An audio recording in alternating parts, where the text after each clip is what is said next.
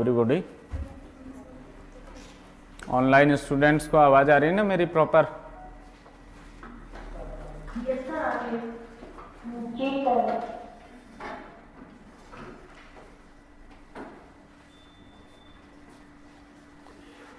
Last session में हम लोगों ने सिलेबस क्या है हमारा ये पढ़ा था और सिविल प्रोसीजर कोड सीपीसी के बारे में कुछ डिस्कशन किया था हम लोगों ने। इस क्लास में हम लोग जो है न्यू क्रिमिनल लॉ बीएनएस भारतीय न्याय संहिता जो है इसके बारे में कुछ पढ़ेंगे। भारतीय न्याय संहिता 2023 which substitutes the Indian Penal Code 1860. It is a substantive criminal law which defines the offence and also prescribe the punishment thereto. भारतीय न्याय संहिता 2023 जो है इसने एक पुराना लॉ जो ब्रिटिश एरा का जो बना हुआ था भारतीय दंड संहिता 1860 उसको प्रतिस्थापित किया। उसकी जगह पर ये नया लॉ है वो आया है भारतीय न्याय संहिता 2023। और वो जो पुराना लॉ था हमारा इंडियन पीनल कोड 1860 उसका ड्राफ्ट लॉर्ड मैकाले ने प्रिपेयर किया था, है ना। Lord Macaulay who was the chairman of the first law commission of India, Bharat का प्रथम विधि आयोग जो था 1934 में कॉन्स्टिट्यूट किया गया था उसके चेयरमैन थे, अध्यक्ष थे और उन्होंने ड्राफ्ट प्रिपेयर किया था इंडियन पीनल कोड का जो 1 जनवरी 1862 से इन्फोर्स हुआ था। वो लॉ इंडियन पीनल कोड 1 जनवरी 1862 से, है ना। ऐसा ही था ना कुछ। टोटल 511 सेक्शंस थे उसमें इंडियन पीनल कोड में, क्योंकि इस लॉ को पढ़ने से पहले उस लॉ का बैकग्राउंड आपको पता होना जरूरी है। 511 सेक्शंस थे, 23 चैप्टर्स थे उसमें। कितने? 23 अध्याय थे और 511 धाराएं थी उसमें। और 1 जनवरी 1862 को वो इंडियन पीनल कोड जो है वो लागू हुआ था या इन्फोर्स में आया था। इंडियन पीनल कोड 1860 जिसको हम कहते हैं कि ये सारवान दांडिक विधि है, ये सब्सटेंटिव क्रिमिनल लॉ है। लॉ को हम 2 पार्ट्स में डिवाइड कर सकते हैं, substantive law and procedure law. सारवान विधि और प्रक्रियात्मक विधि। द लॉ विच क्रिएट्स और define the rights and obligations of the parties is known as और is said to be a substantive law. Law which ensure the procedure of the enforcement of the rights and obligations created or defined by the substantive law is known as the procedure law. ऐसी विधि जो व्यक्तियों के अधिकार और दायित्वों का सृजन करती है या परिभाषित करती है वो सारवान विधि कहलाती है। और ऐसी विधि जो सारवान विधि के द्वारा परिभाषित और सृजित अधिकार और दायित्वों के प्रवर्तन में लाने की प्रक्रिया सुनिश्चित करती है वो विधि क्या कहलाती है? वो प्रक्रियात्मक विधि कहलाती है। सब्सटेंटिव जो लॉ है उसमें भी सब्सटेंटिव सिविल लॉ और सब्सटेंटिव क्रिमिनल लॉ, सारवान दांडिक विधियां भी है और सिविल विधियां भी है। क्रिमिनल लॉ के अंदर सबसे जो इंपॉर्टेंट सब्जेक्ट है सब्सटेंटिव क्रिमिनल लॉ में वो इंडियन पीनल लॉ था और उसकी जगह पे अब बीएनएस है। दूसरे भी है लाइक पोक्सो है, ये आपका राजस्थान एक्साइज एक्ट है, SC/ST एक्ट है, NDPS एक्ट है। All are the substantive criminal laws. तो ये सब्सटेंटिव क्रिमिनल लॉ का पार्ट है। आईपीसी था पार्ट और बीएनएस है। उस इंडियन पीनल कोड के अंदर आप देखेंगे तो जो 23 चैप्टर्स थे उन चैप्टर्स में चैप्टर 1 प्रिलिमिनरी था, 2 एक्सप्लेनेशंस थे जिसमें डेफिनेशंस दे रखी थी 6 to 52A, 3 पनिशमेंट से कंसर्न था, 4 जनरल एक्सेप्शंस थे, 5th अबैटमेंट से कंसर्न था, 5th A क्रिमिनल कॉन्स्पिरेसी से रिलेटेड था, 6th ऑफेंस अगेंस्ट स्टेट थे, 7th offence related to the army, navy, air force था, 8 offences affecting the public tranquility, then 9th offence by or related to the public servant. 9A, offense related to the election. 10th, offense of the contempt of lawful authority of public servant. 11th, offense affecting the public justice. Offense against the public justice, affecting the public justice, or the offense of giving false evidence, fabricating false evidence. 12th, offense related to the coin and government stamp. 13, offense related to the weights or weighing or measures, etc. 14, offense related to the offense affecting the public health, safety, and related to the decency and obscenity, etc. morality, etc. 15, offense related to religion. 16 chapter is concerned to the offense against the human body, affecting the human body. 17, offense related to the property. 18th, offense against the documents like forgery, etc.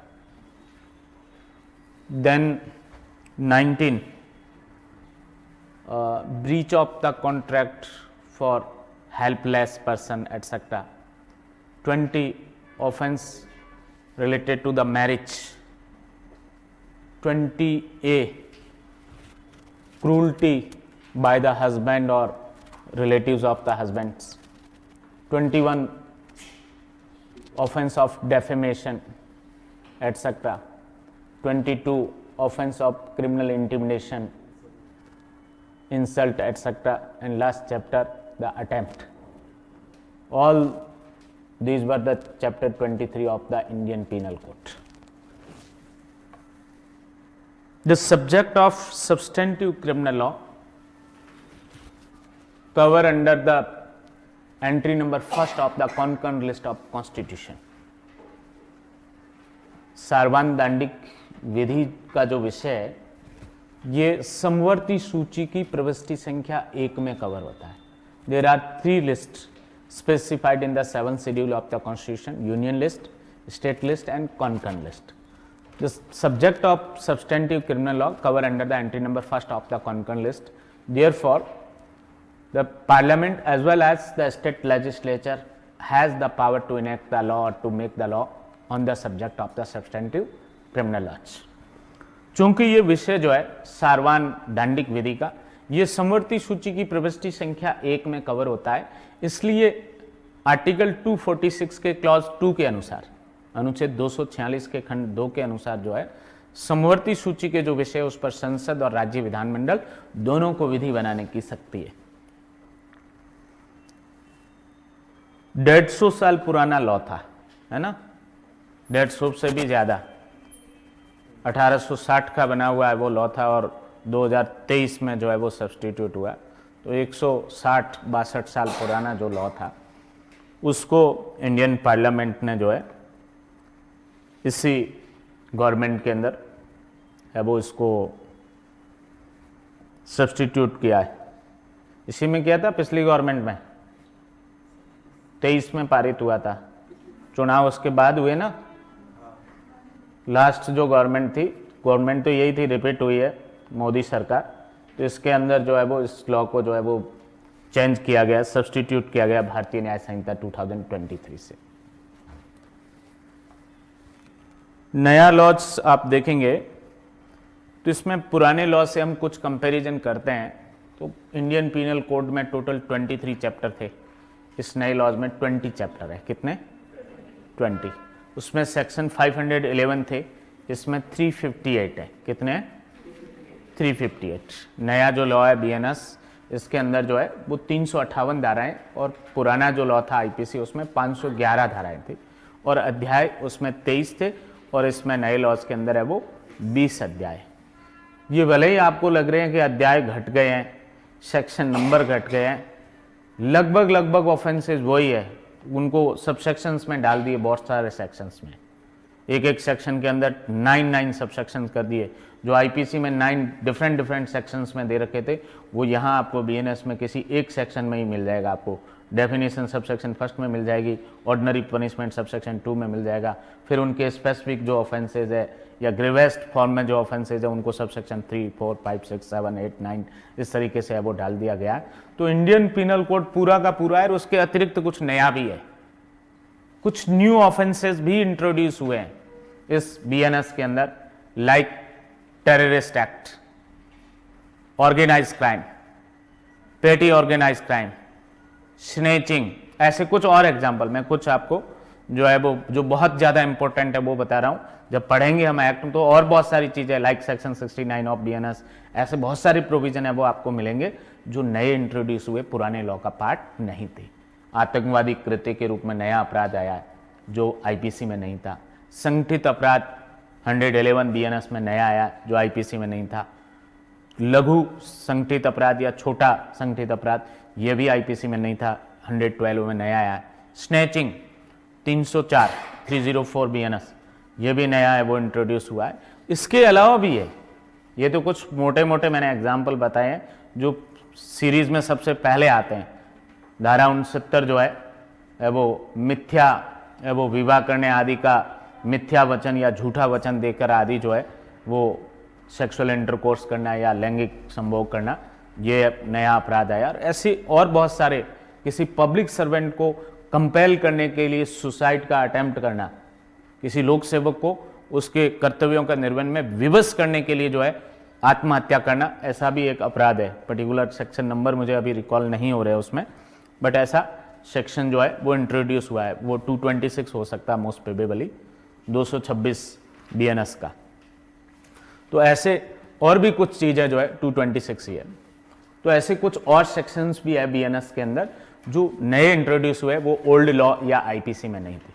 कुछ offences ऐसे हैं जो IPC में थे but नए law में उनको include नहीं किया गया है, जैसे अडल्ट्री, जारता का अपराध आईपीसी में था, दो जोसेफ साइन जजमेंट से अनकॉन्स्टिट्यूशनल डिक्लेयर हो चुका था उस प्रोविजन को, बट नए लॉ में उसको जगह नहीं दी गई, जोसेफ साइन जजमेंट का इम्प्लीमेंटेशन हो गया उसमें। सिमिलरली 377 जो आईपीसी था अननेचुरल ऑफेंस, वो भी नए लॉ में नहीं है। प्रकृति के विरुद्ध जो अपराध थे वो वाले ऑफेंसेस, सोडोमी एटसेट्रा जो है नए एक्ट में इंक्लूड है, वो नहीं। Sedition 124A Indian penal code, वो एक जजमेंट में उसको स्टे कर दिया था। कौन सा था, वॉमेडकर ऐसा कुछ नाम है उसका केस का। दो केस लॉ है, एक वॉमेडकर करके है वो केस लॉ है 2022 का, उसमें सुप्रीम कोर्ट ने 124A के इम्प्लीमेंटेशन को स्टे कर दिया था। उस सेडिशन को भी नए लॉ में इंक्लूड नहीं किया। दो सेडिशन की जगह एक नया ऑफेंस आया 152 बीएनएस, जिसमें इंडियन सोवर्निटी, इंटीग्रिटी एटसेट्रा वो अफेक्ट करने वाले जो ऑफेंसेज है, एक्ट है, उनको ऑफेंस डिक्लेयर किया गया, बट सेडिशन नहीं है। राजद्रोह के रूप में जो अपराध था वो अब नई संहिता में वो नहीं है। इसी तरीके से अटेम्प्ट टू सुसाइड, आत्महत्या का प्रयत्न का जो अपराध था 309 आईपीसी, वो जनरल ऑफेंस बीएनएस में नहीं है। एक स्पेसिफिक ऑफेंस आया है, वो पर्टिकुलर पर्पस के लिए सुसाइड किया जाए, to compel the public servant, लोक सेवक को विवश करने के लिए किया जाए, उसको ऑफेंस बनाया गया। इन जनरल जो है वो अटेम्प्ट टू सुसाइड जो 309 वो आईपीसी में ऑफेंस था, वो नई संहिता में बीएनएस में वो ऑफेंस है वो नहीं है। इसके अलावा भी कुछ और भी मिलेंगे आपको, ये कुछ मैंने गिने चुने आपको बताएं कि ये ओल्ड लॉ में ऑफेंस थे बट न्यू लॉ में इनको वो ऑफेंस के रूप में कंसीडर नहीं किया गया।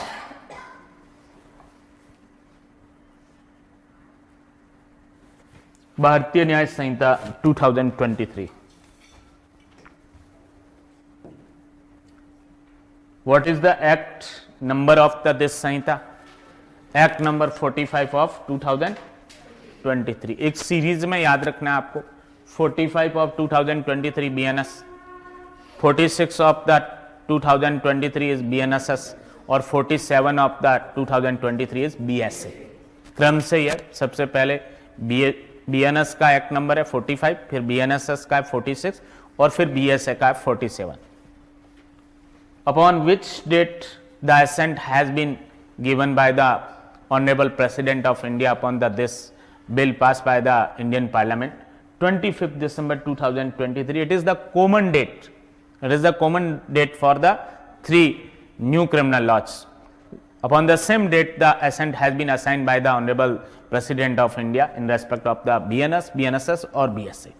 25th December 2023, date of assent of President.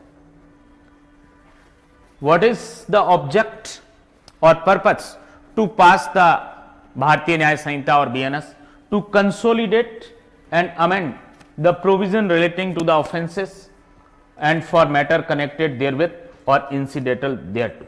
It is the purpose or object to pass the or to enact the BNS. Consolidate, to consolidate and amend the provision relating to the offences and for matters connected therewith or incidental thereto. There are total 20 chapters contained in the BNS and there are total 358 sections contained in the BNS.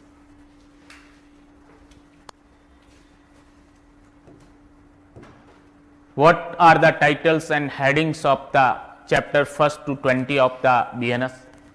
The heading of the first chapter of BNS is preliminary and section 1 to 3 cover under this chapter. Heading of second chapter of punishment, section 4 to 13 cover under the chapter 2nd of BNS. Heading of third chapter is general exception, section 14 to 44 cover under this chapter 3rd. Heading of the chapter 4 of abatement, criminal conspiracy and attempt, section 45 to 62. Heading of the chapter 5 of offence against the women and child of sexual offences, section 63 to 99. What is the title or heading of the chapter 6 of BNS? Of offence affecting the human body, section 100 to 146 of the BNS. What is the title of the chapter 7 of BNS? Of offence against the state, like waging war against the government of India, etc. Section 147 to 158 of BNS. Heading of the chapter 8 of BNS, of offence relating to the Army, Navy, Air Force, etc. Section 159 to 168 of the BNS. Heading of the chapter 9, of offences relating to the elections, like the undue influence, bribe or any other offence, 169 to 177. Chapter 10 of the BNS, of offence relating to the coin, currency notes, bank notes, government stamps, section 178 to 188 of the BNS. Title of the chapter 11 of BNS, of offence against the public tranquility, section 189 to 197 of the BNS, like unlawful assembly, being a member of the unlawful assembly, rioting, common object, affray, 152 etc. 152 को तो अलग कर दिया, वो अफ्रे etcetera वो state के against offence में डाल दिया उसको. Chapter 12 of the BNS, of offence by or relating to the public servant, section 198 to 205. Violation of the direction of the law etc. Violation of the one of the provision of BNSS. कौन सा वो provision है BNSS का जो 357C CRPC का parallel provision है? 397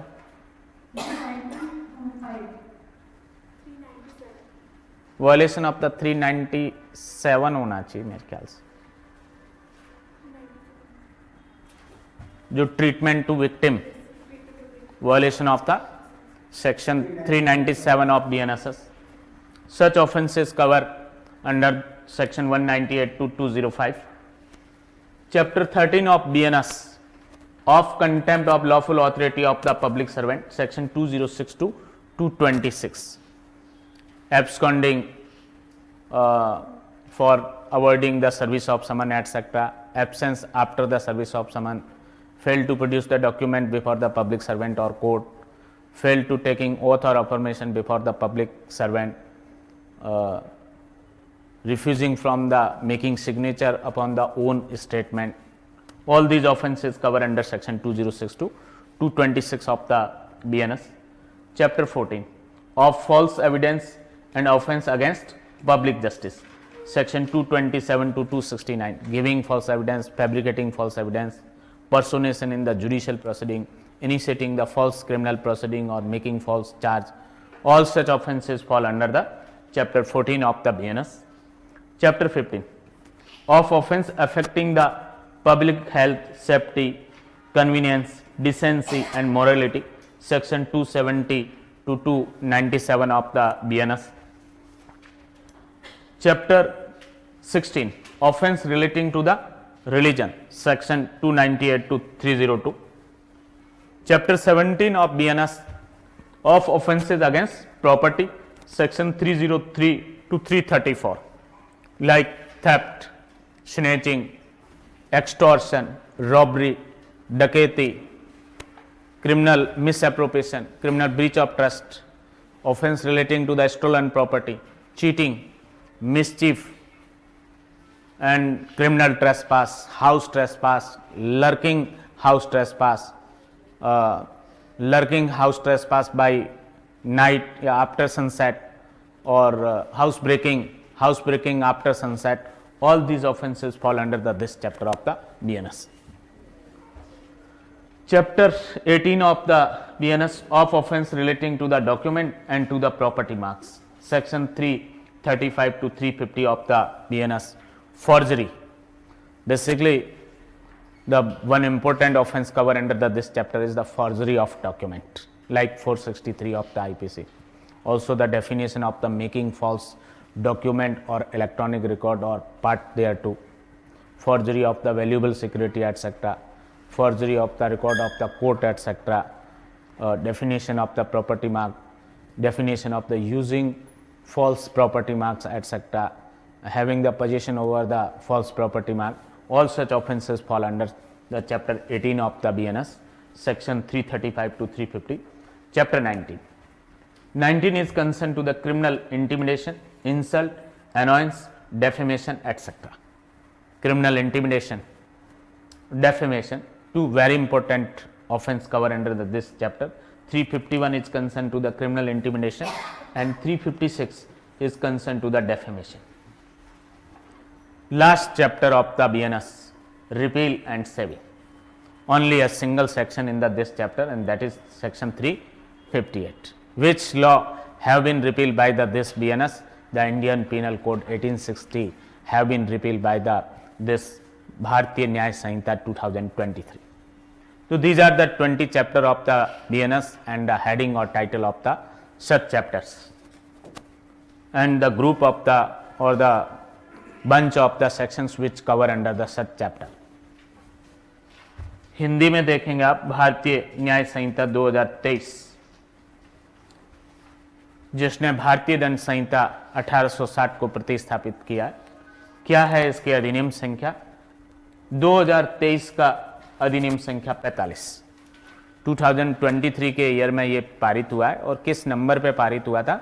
45 number पर। इससे पहले 44 एक्ट्स और इसी ईयर में इंडियन पार्लियामेंट के द्वारा पारित किए जा चुके थे।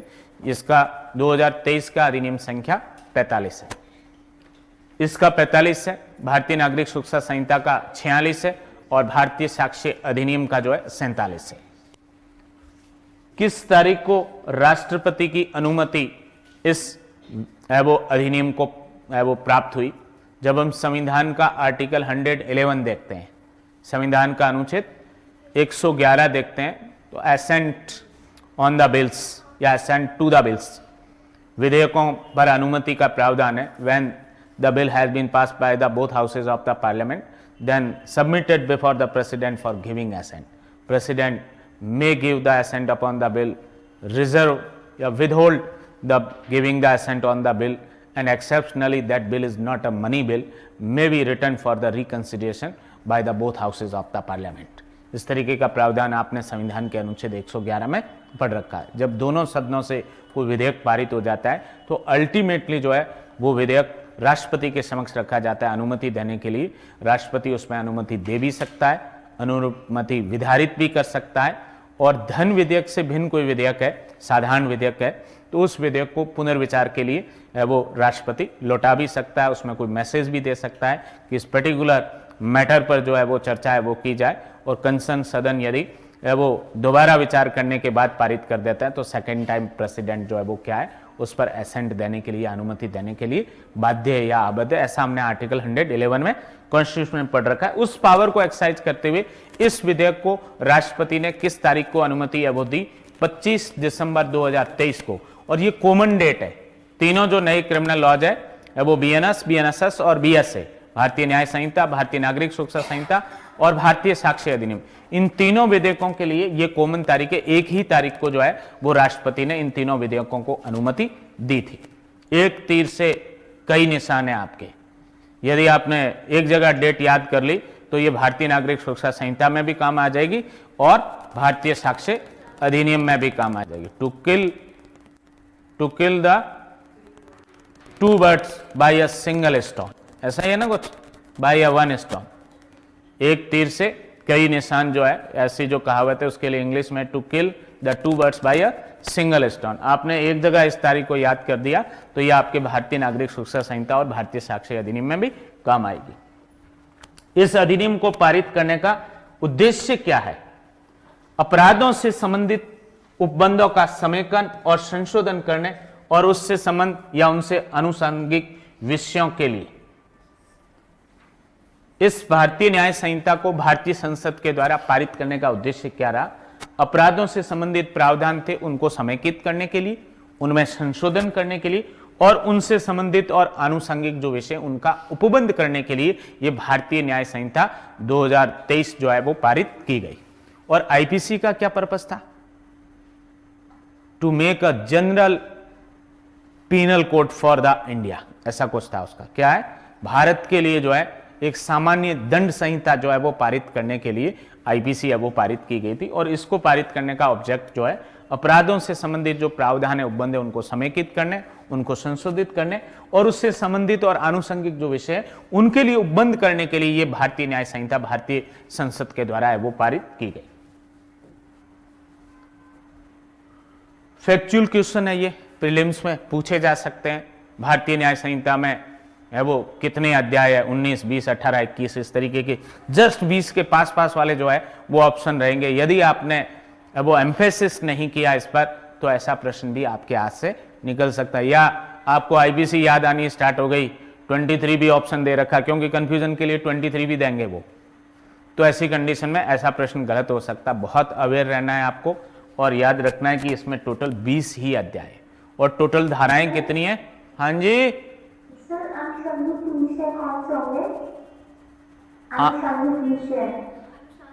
आनुषंगिक, आनुषंगिक का मतलब जो अपराधों की परिभाषा और उन दंड से रिलेटेड और मैटर।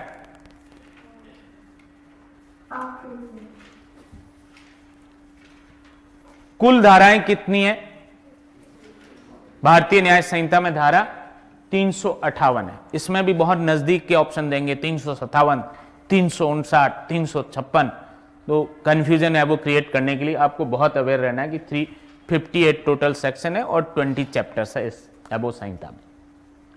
जब हम 20 चैप्टर्स जो है, एक आध प्रश्न ऐसा फैक्चुअल चैप्टर के टाइटल से भी पूछ लिया जाता है।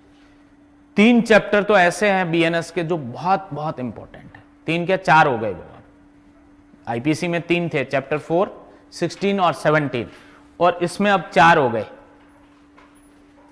4, 16 एंड 17 आईपीसी में इंपॉर्टेंट थे। इसमें चैप्टर 3, चैप्टर 5, चैप्टर 6 और चैप्टर 17 ये वेरी वेरी इंपॉर्टेंट है। अध्याय 3 जो साधारण अपवाद है, अध्याय 5 जो महिलाओं और बच्चों के विरुद्ध जो लैंगिक अपराध है, और अध्याय 6 जो मानव शरीर के विरुद्ध अपराध है, और 17 जो संपत्ति के विरुद्ध अपराध है। ये 4 चैप्टर तो बहुत ज्यादा इंपॉर्टेंट है। मैक्सिमम क्वेश्चन इन चैप्टर में से ही बनेंगे। चैप्टर फर्स्ट देखेंगे हम भारतीय न्याय संहिता का। इसका टाइटल प्रारंभिक है और इसमें धारा 1 से लेकर और 3 तक कवर होती है। जो इंडियन पिनल कोड का चैप्टर फर्स्ट और सेकंड था वो दोनों कवर हो गए इस चैप्टर फर्स्ट में। सारी डेफिनेशन जो सेक्शन 6 से 52A तक में दे रखी थी वो सेक्शन 2 में डाल दी गई है बीएनएस में। धारा 2 में परिभाषाएं आ गई वो सारी। तो स्टार्टिंग के दोनों चैप्टर आईपीसी के एक ही चैप्टर में है, वो कवर हो गए बीएनएस में प्रारंभिक में, और इसमें धारा 1 से लेके और 3 तक है।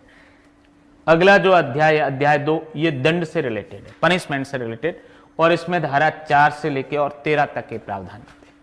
इस धारा 4 के अंदर जो है एक महत्वपूर्ण जो बात नई आई है वो क्या है, कम्युनिटी सर्विस। क्या नया आया है, सामुदायिक सेवा के रूप में एक पनिशमेंट नया इंट्रोड्यूस हुआ है। यह भी आपसे प्रीलिम्स में भी पूछा जा सकता है, इंटरव्यू में भी आ सकता है ये प्रश्न। इसके अलावा जो आईपीसी के प्रावधान थे वो हुबहू है। डेथ पनिशमेंट को कम्यूट करने की पावर इसमें कवर होगी, एलआई को कम्यूट करने की या लघुकरण करने की शक्ति कवर होगी। अमाउंट फाइन का है वो दे रखा है और फिक्स नहीं है, may extend to 3 year imprisonment और फाइन और both. Amount of the fine is not fix, तो उस केस में फाइन कितना लगाया जा सकता है उसका प्रोविजन मिलेगा। दो it is unlimited but shall not be excessive, यह सीमित है, उसको सर्टेन नहीं किया गया, बट वो एक्सेसिव नहीं होगा, अत्यधिक नहीं होगा। Must means must be reasonable, वो अमाउंट ऑफ फाइन जो है वो क्या होगा, युक्त होगा। ऐसा प्रोविजन भी एक हम लोग पढ़ेंगे इसके अंदर कि जहां either description of the imprisonment ऐसा दे रखा है, किसी भी भांति का कारावास, उसमें कोर्ट कैसा कारावास दे सकता है, वहां कोर्ट को डिस्क्रिप्शन है, वो चाहे तो होल रिग्रेस इम्प्रिजनमेंट दे सकता है, होल सिंपल इम्प्रिजनमेंट दे सकता है, partly rigorous and partly simple भी दे सकता है। ऐसी स्थिति में दोनों में से किसी भांति का कारावास, 2 वर्ष तक का दोनों में से किसी भांति का कारावास। अब कोर्ट कौन सा कारावास दे, कारावास 2 प्रकार का, कठोर कारावास भी है, सादा कारावास भी है, सेक्शन 4 में दे रखा है बीएनएस में। तो वहां कोर्ट का विवेक है, कोर्ट चाहे तो वो पूरा का पूरा 2 साल जितना भी वो दे रहा है, 2 साल दे रहा है, 1.5 साल दे रहा है, 1 साल दे रहा है, 6 महीने दे रहा है, उस मैक्सिमम 2 ईयर है उसमें प्रेस्क्राइब पनिशमेंट। कोर्ट का विवेक है वो 1 दिन से लेके और 2 साल का जितना भी दे रहा है कोर्ट, मान लो 1 मिनट के लिए प्रेस्क्राइब पनिशमेंट 2 साल है बट कोर्ट 1 साल का ही दे रहा है, कोर्ट चाहे तो पूरा का पूरा 1 साल का कठोर कारावास दे सकता है, कोर्ट चाहे तो पूरा का पूरा 1 वर्ष का सादा कारावास दे सकता है, कोर्ट चाहे तो उसमें आंशिक रूप से 2 महीने कठोर कारावास और शेष 10 महीने का सादा, 6 महीने का कठोर और 6 महीने का सादा, ऐसा भी कोर्ट कर सकता है। इस तरीके की पावर भी कोर्ट के पास है। फिर फाइन के रूप में पनिशमेंट इन्फ्लिक्ट किया गया और उस फाइन का अमाउंट डिपॉजिट करने में डिफॉल्ट करता है यदि कन्विक्टेड पर्सन, तो उस केस में ऑफेंस यदि imprisonment as well as fine से पनिशेबल था, उस केस में मैक्सिमम कितना डिफॉल्ट इम्प्रिजनमेंट हो सकता है। ऑफेंस जो है वो ओनली फाइन से पनिशेबल था, उस केस में मैक्सिमम कितना हो सकता है डिफॉल्ट इम्प्रिजनमेंट। इसके बारे में भी प्रोविजन आपको इसी चैप्टर में पढ़ने को मिलेंगे। सॉलिटरी कन्फाइनमेंट, सॉलिटरी कन्फाइनमेंट जो है क्या कहते हैं उसको, एकांत परिरोध, एकांत परिरोध। ये सॉलिटरी कन्फाइनमेंट भी वो दंड का जो प्रकार तो नहीं कह सकते बट दंड के एक भाग के रूप में दिया जा सकता है, जिसमें रिग्रेस इम्प्रिजनमेंट दिया जा सकता है, कठोर कारावास दिया जा सकता है, उसमें सॉलिटरी कन्फाइनमेंट का ऑर्डर भी हो सकता है, और वो एक्सपायटरी थ्योरी ऑफ पनिशमेंट पर बेस्ड है। दंड का जो प्रायश्चित का सिद्धांत है, प्रायश्चितता का सिद्धांत या प्रायश्चित का सिद्धांत, उस पर बेस्ड है। उसमें उसे कुछ सर्टेन पीरियड के लिए जो है अकेला रखा जा सकता है। जनरली जो प्रिजन के अंदर या जेल में क्या होता है, वो कैदियों को एक साथ रखा जाता है, बट जहां सॉलिटरी कन्फाइनमेंट का ऑर्डर होगा तो वहां उसको अकेला है, वो एकांत में है, वो रखा जाता है। ऐसा ऑर्डर भी कोर्ट है वो दे सकता है, उसका भी कोई स्केल या मापमान है वो दे रखा है। मैक्सिमम 3 मंथ्स दिया जा सकता है, और उसमें है वो कुछ और अवधियां भी एट ए टाइम जो है वो 14 डेज से है वो एक्सीडिंग नहीं होगा। जिसमें लेस देन 3 मंथ्स है या मोर देन 3 मंथ्स है वो दिया गया है पनिशमेंट, तो उसमें 1 मंथ में 7 डेज से एक्सीड नहीं होगा। इस तरीके के कुछ प्रोविजन जो है इसमें पनिशमेंट वाले चैप्टर में दे रखे हैं। चैप्टर 3 बहुत इंपॉर्टेंट है मेरी राय में। Each and every section is important. इस चैप्टर का प्रत्येक धारा जो है वो इंपॉर्टेंट है। साधारण अपवाद, जनरल एक्सेप्शन, धारा 4 से लेकर और 14 तक, सॉरी 14 से लेकर 44 तक, 14 से लेकर और 44 तक के प्रावधान ये जनरल एक्सेप्शन के बहुत इंपॉर्टेंट है। बहुत सारी परिस्थितियां डिस्कस की गई है इस चैप्टर 3 के अंदर, जो ऑफेंस नहीं होने के ग्राउंड के रूप में अक्यूज को अवेलेबल है। All are the defences of accused, ये अभियुक्त की प्रतिरक्षाएं हैं, डिफेंसेस है। Like the person who committed the offence is below 7 year, 7 वर्ष से कम आयु का वो बालक था, उसका कार्य अपराध ही नहीं है, उसका एक्ट है वो क्या है, ऑफेंस ही नहीं है। ऐसा पढ़ लिया या पढ़ेंगे हम आगे जाके, है ना ऐसा प्रावधान? कौन से में? 20 में,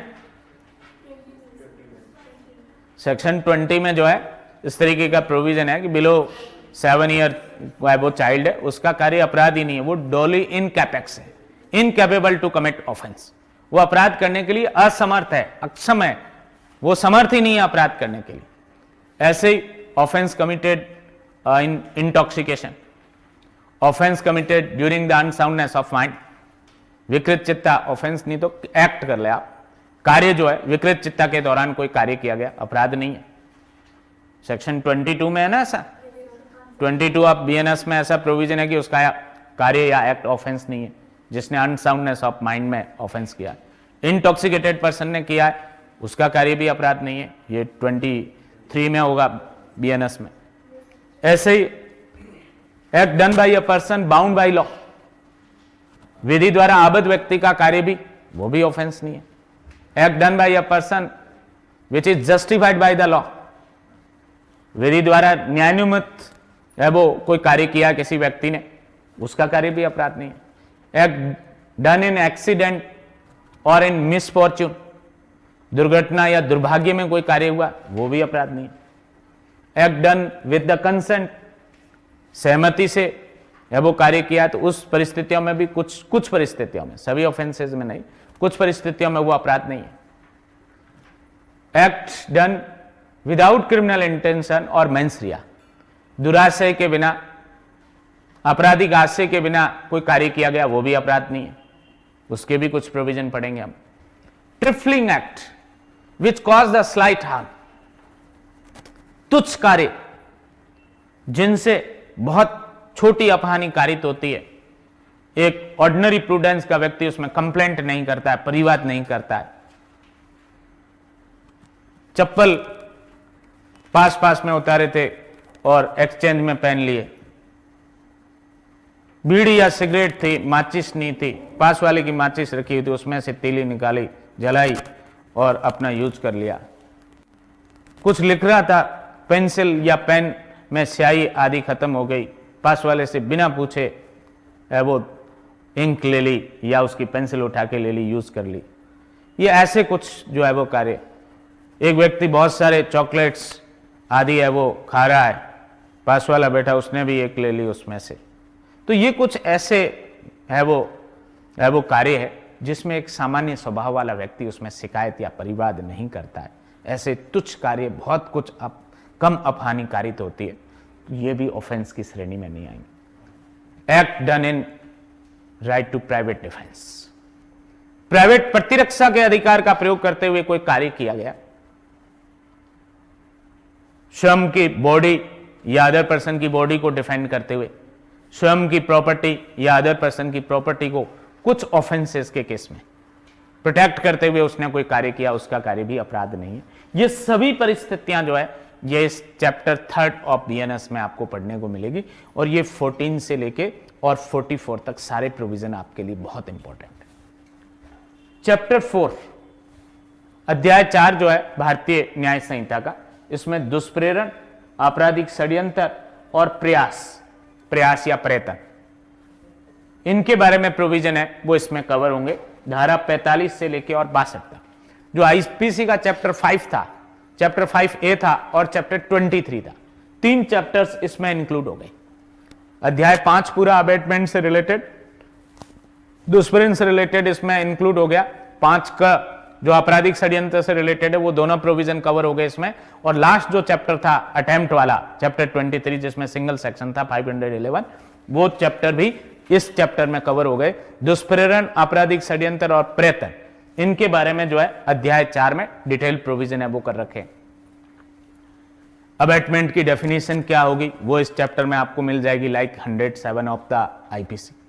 अबेटर की डेफिनेशन क्या होगी वो भी मिल जाएगी आपको इस चैप्टर के अंदर। क्रिमिनल कॉन्स्पिरेसी की क्या डेफिनेशन है, जैसा आईपीसी में 120A में दे रखा था वैसा का वैसा इसमें वो मिल जाएगा आपको सेक्शन 62 में। और अटेम्प्ट जो है, अटेम्प्ट के बारे में भी 61 में,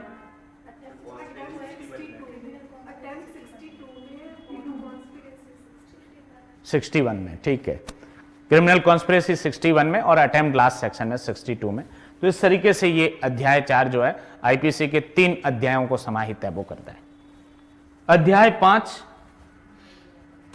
वो जो चैप्टर 6 था आपका, 6 नहीं 16, offence against the human body, मानव शरीर के विरुद्ध अपराध थे। उसमें से जो महिलाओं के विरुद्ध अपराध थे, rape etcetera, outrage the modesty of women, even cruelty by the husband और रिलेटिव जो चैप्टर 20A में था, और जो चिल्ड्रन के अगेंस्ट भी है वो ऑफेंसेस थे, वो सारे इस चैप्टर 5 में डाल दिए गए।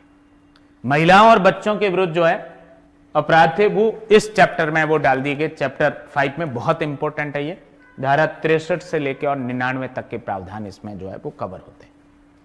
आईपीसी का जो 354, 354 ABCD वो इसमें आ गया सारा, 376, 375 भी जो रेप की definition, 376, 376A, 376B, 376AB, 376B, C, D, DA, DB, 376E, वो सारे के सारे प्रोविजन इस चैप्टर में कवर हो। चैप्टर 6 जो है ये ओल्ड संहिता का 16, सारे नहीं, कुछ इसमें आ गए चैप्टर 5 में, रिमेनिंग जो प्रोविजन है वो इस चैप्टर है वो 6 में। मानव शरीर पर प्रभाव डालने वाले अपराध बहुत इंपॉर्टेंट है। चैप्टर 5 भी और 6 दोनों परीक्षा की दृष्टि से इंपॉर्टेंट। जिस तरीके से हमारा आईपीसी में 299 से कल्पेबल होमिसाइड से चैप्टर स्टार्ट होता था, सिमिलरली ये चैप्टर 6 भी कल्पेबल होमिसाइड की डेफिनेशन से स्टार्ट होगा, सेक्शन 100 से। 101 में मर्डर है, ऐसे कुछ स्पेसिफिक प्रोविजन आपको और भी है वो इसमें पढ़ने को मिल जाएंगे। धारा 100 से लेके और 146 तक के प्रावधान है इस चैप्टर 6 में। मानव शरीर के विरुद्ध आप अपराध देखेंगे तो ये लाइफ को प्रभावित करने वाले में तो ये कल्पेबल होमिसाइड, मर्डर हो गया, डेथ बाय द रेस और नेग्लिजेंट एक्ट है, डोवरी डेथ इसमें आ गया, सेक्शन 80 इस चैप्टर 5 में वो आ गया, और अटेम्प्ट जो है, attempt to murder, attempt to culpable homicide, वो वाले भी इसमें है वो कवर होंगे। और देन इसके बाद hurt, grievous hurt, then wrongful restraint, wrongful confinement, then criminal force, assault, kidnapping, abduction, ये सारे ऑफेंसेस जो है, trafficking of persons, unlawful labour, ये ऑल ऑफेंसेस इस चैप्टर 6 ऑफ BNS में है वो कवर होंगे। चैप्टर 7 राज्य के विरुद्ध अपराधों के विषय, जो चैप्टर 6 था आईपीसी का अध्याय जो 6 था राज्य के विरुद्ध अपराध, waging war against the government of India, 121 से 130, वैसे ही प्रोविजन जो है इस अध्याय 7 BNS में किए गए, और धारा 147 से लेकर और 158 तक के प्रावधान इसमें कवर होंगे। चेंज इतना है कि उसमें एक 124A में राजद्रोह का अपराध था आईपीसी में, वो नई संहिता में शामिल नहीं किया, और उसकी जगह पर 152 इस चैप्टर के अंदर एक नया अपराध जो है वो डाला है, वो भारत की संप्रभुता, एकता और अखंडता को प्रभावित करने वाले जो अपराध है वो इस 152 में पनिशेबल है वो बनाया गया। अध्याय 8 सेना, नौसेना और वायुसेना से संबंधित अपराधों के विषय में 159 टू 168, धारा 159 से 168, जो आईपीसी का अध्याय 7 था। आईपीसी का चैप्टर 7 था, 131 टू 140, 131 से लेकर और 140 तक के प्रावधान थे, वही सारे प्रोविजन जो है इस चैप्टर 8 ऑफ BNS में वो डाले गए 159 से 168 तक में।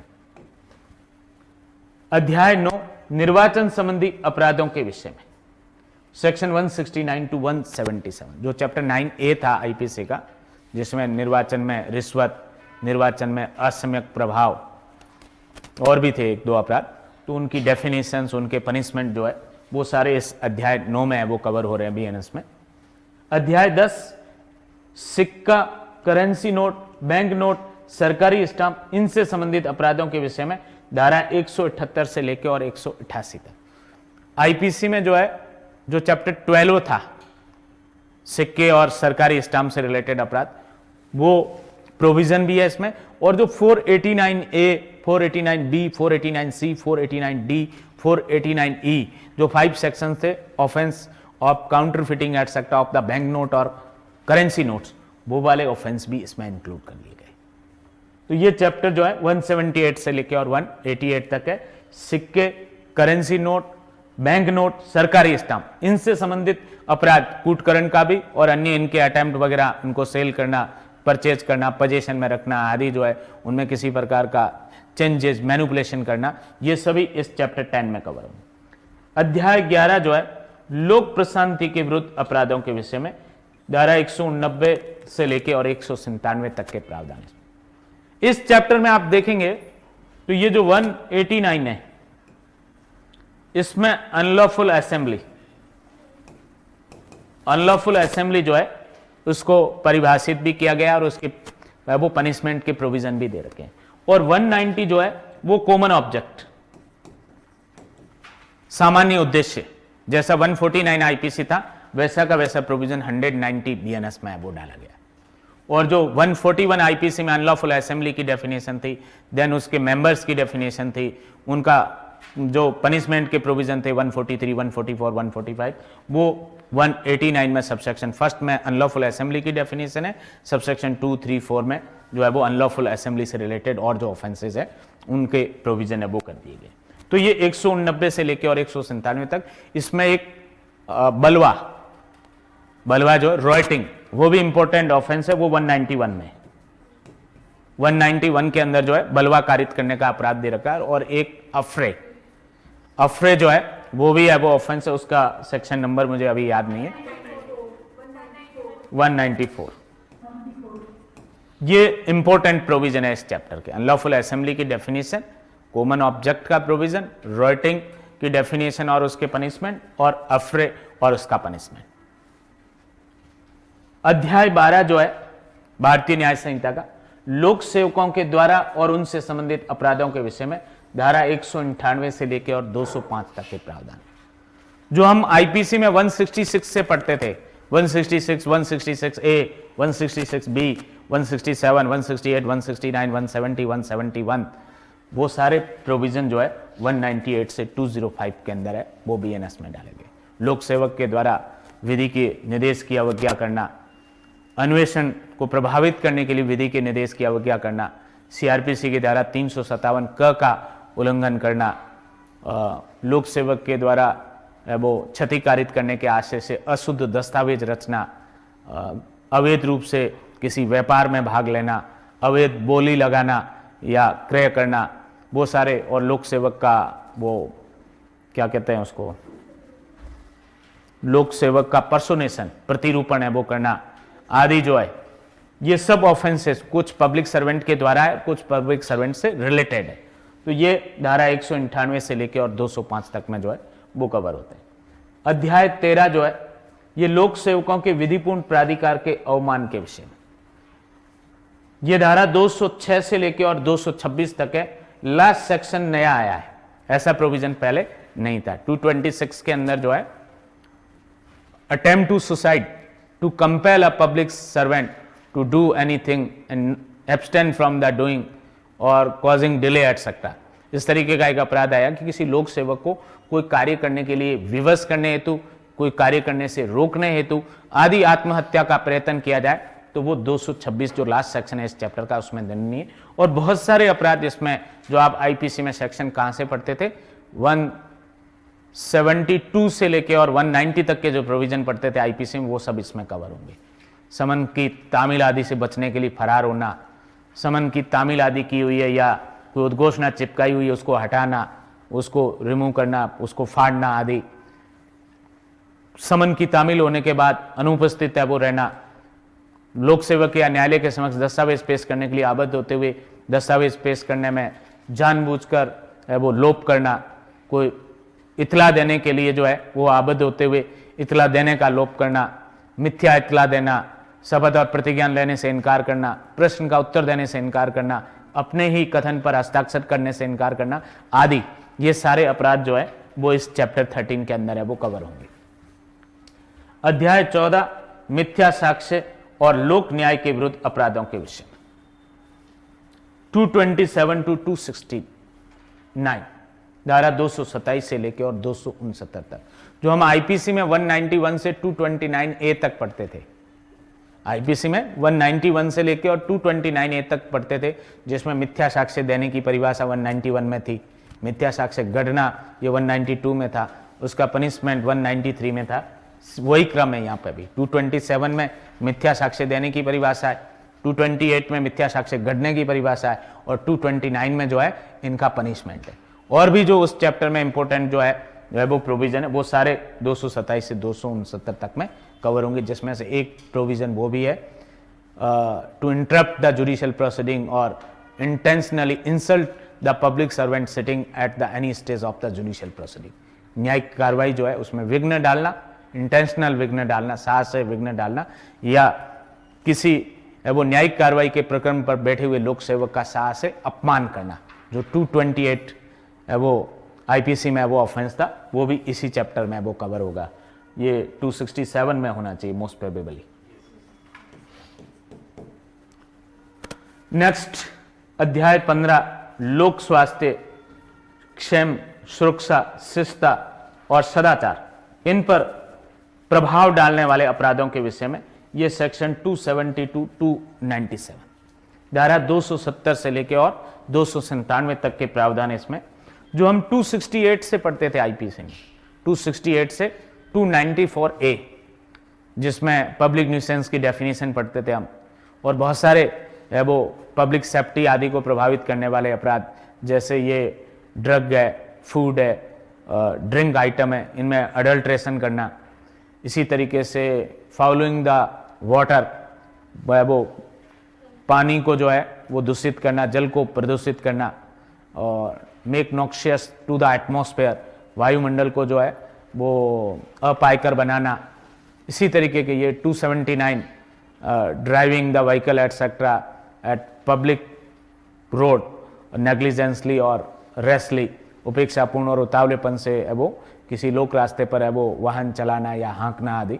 तो वो जो सारे प्रोविजन थे वो इस चैप्टर में, जिसमें ऑब्ससिनिटी से रिलेटेड प्रोविजन भी इंक्लूड है, जो 292 293 वगैरह आईपीसी के प्रोविजन थे। ऑब्ससीन मटेरियल जो है उसको पोजीशन में रखना आदि, किसी टेंडर एज के पर्सन को सेल करना, लॉटरी रखना जो है वो स्टेट लॉटरी से अदर देन या ऑथराइजेशन से अदर देन, वो सारे प्रोविजन इस चैप्टर 13 में वो कवर होंगे। सॉरी 15 में कवर होंगे। अध्याय 16 जो है धर्म से संबंधित अपराध, इसमें तो टाइटल देख लो, इतना ही काफी, इससे ज्यादा बहुत ज्यादा डीप में जाने की जरूरत नहीं है। धारा 298 से लेकर और 302 तक के प्रावधान जो है धर्म से संबंधित अपराध। अध्याय 17 इंपॉर्टेंट है परीक्षा की दृष्टि से, पूरा चैप्टर ही, संपत्ति के विरुद्ध अपराध, धारा 303 से लेकर और 334 तक।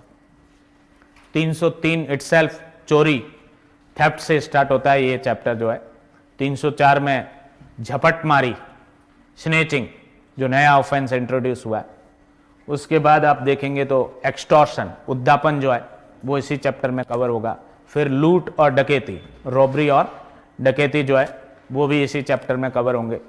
फिर ये एक वो ठग से रिलेटेड प्रोविजन थे, वो भी डिलीट हो गए या नए में वो इंक्लूड है वो नहीं हुए। उसके बाद जो है वो चैप्टर 6 में ठगी वाले प्रोविजन भी हट गए हैं, नई संहिता में नहीं है।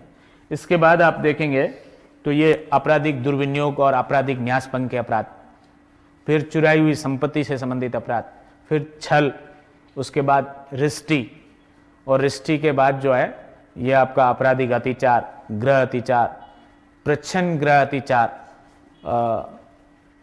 सूर्यास्त के बाद प्रच्छन्न गृह अतिचार, सूर्यास्त के बाद गृह भेदन और गृह भेदन, ये सारे जो अपराध जो है ये 303 से लेकर और 334 तक के जो प्रावधान है इसमें कवर होंगे।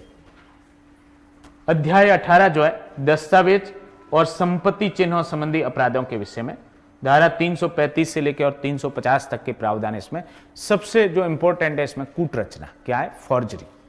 दस्तावेजों के संदर्भ में कौन से अपराध है इसमें, फॉर्जरी का जो है वो ऑफेंस है, कूट रचना, और फिर कूट रचना में काम लिए जाने वाले डिवाइसेज एटसेट्रा है उनको पोजीशन में रखना, उनका सेल करना, उनको परचेज करना एटसेट्रा जो है।